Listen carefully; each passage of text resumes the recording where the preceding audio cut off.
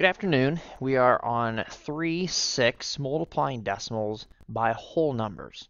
So what I want you to do first is go ahead and copy down what's listed here into your notebook.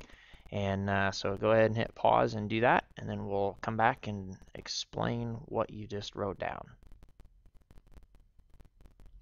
All right, it says, first of all, set up the numbers as if there were no decimal.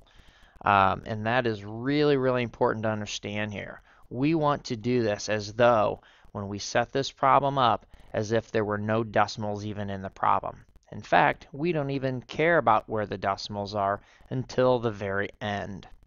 So once we set it up, we could look at this as though it were 5,626 times 2. So we always put our biggest number, or the number with the most digits, on top, times the number that has the least amount of digits right below, starting on the right side and working our way to the left. So since there's just one digit, it simply goes below the 6. Then you multiply, and then place the decimal in the answer according to how many digits are to the right of the decimal in the original problem. So when we look at this, we need to understand that there are 2 digits to the right of our decimal. Okay, this number right here should actually be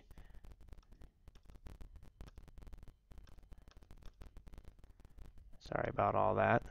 It should actually be black. It should not be this. So I'm just going to go over it with my black pen to be able to do that, so that it makes a little more sense. This should be a plain 2. Okay, sorry about that. So when you do this, again, we're looking at the number that has back to the original problem, and it has 2 digits to the right of the decimal point, the 2 and the 6. This 2 has a decimal right here. Okay, it's a whole number. So we're not going to include that in our answer. Okay, so since it has 2 numbers to the right of the decimal, we must have 2 to the right of the decimal in our answer. And that's how we get this. In the past, a lot of you, I think, went and said, okay, well, there's no decimal in our problem. There's 2 to the right, and then you would do all of this right here to where you'd move the decimal point.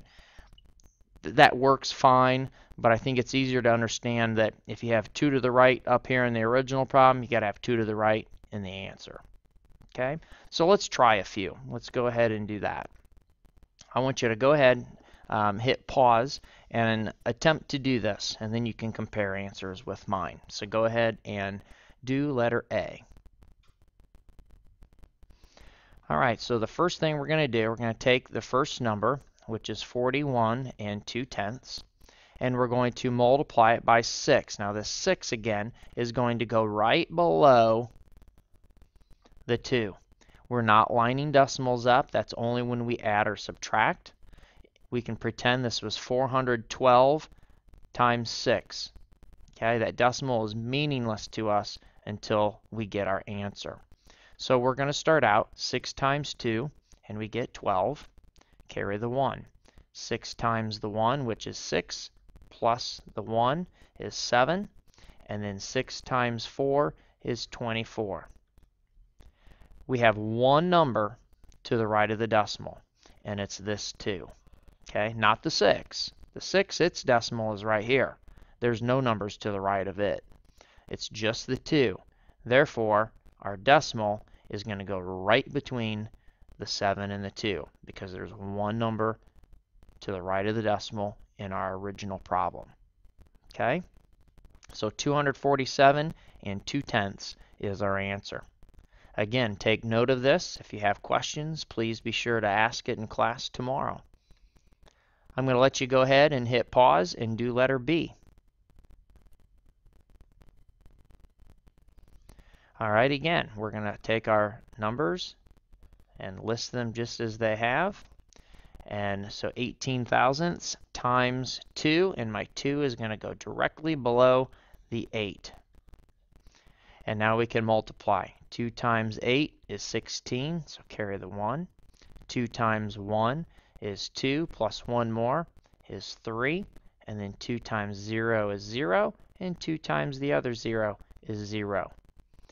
Now what we want to do is look at how many numbers are to the right of the decimal, and we see that we have 3 digits to the right of the decimal. 1, 2, 3.